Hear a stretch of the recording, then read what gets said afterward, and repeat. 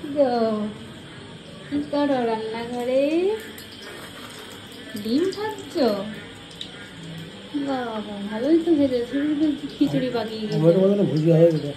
হ্যাঁ তাই তো, ভালোই তো ডিম ভাজতে শিখে গেছো। পেঁয়াজ লঙ্কা এগুলো কে কাটলো?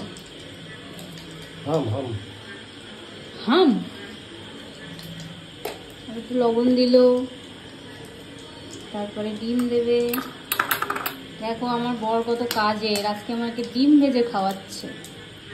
দেখো ভেজেছে, একটু ভেঙে গেছে কিন্তু ভালোই ভেজেছে। তেল তো গরম হয়ে গেছে।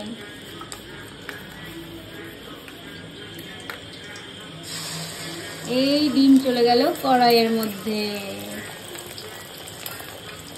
বাহ, গ্রেট জব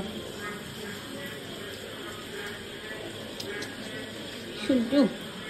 দেখো কেমন ডিজাইন করছে আমাদের, তো হ্যাঁ এরকম ডিজাইন করতে হয়, তোমরা পারো?